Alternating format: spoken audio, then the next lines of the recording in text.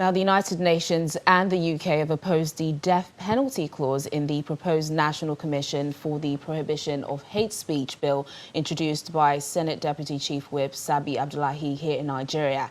The UN described the death penalty as barbaric, noting that its inclusion in the bill was unacceptable. According to the bill, any person who violates the law shall be liable to life imprisonment, and where the act causes any loss of life, the person shall be punished with death by hanging.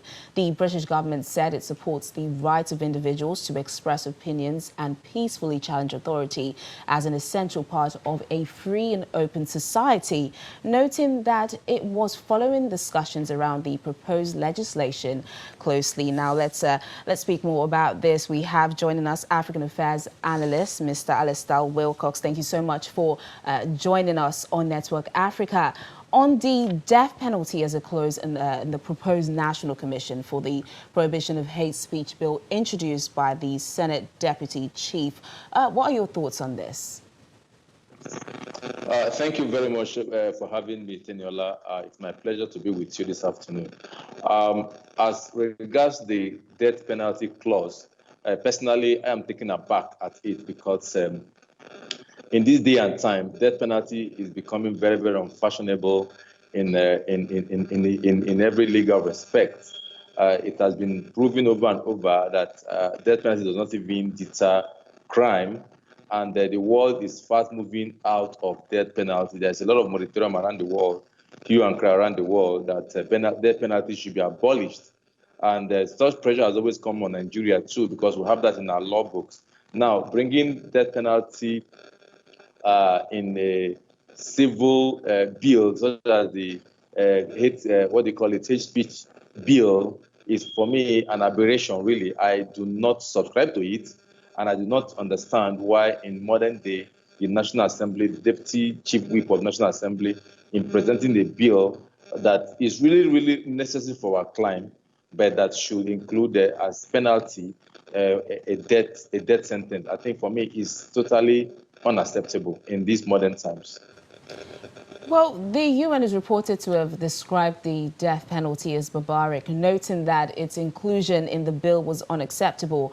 But is there justification for the provision, looking at the extent of damage such speech could impact, especially the loss of lives, considering what some still refer to as a delicate democracy? Well, I really appreciate the position of Nigeria. In modern times, with this new political dispensation, we've had a high incidence of hate speech, rumors, falsehood, especially with the new media, and to some extent to the conventional media. It's a problem in Nigeria today that people just conjure things, things that will ignite and create tension in the land. I agree, that is quite an unfortunate situation, which we must address as a nation.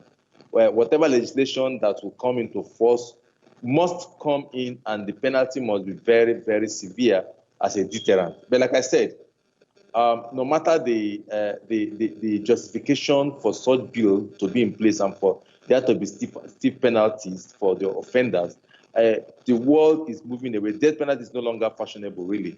It's barbaric, as it has been said by the UN and the UK. For a long time, UK has abolished death penalty. I think US is still having it in some of their states, but the UK has abolished death penalty. The UN is pushing hard for countries around the world to abolish death penalty. There could be heavy imprisonment terms.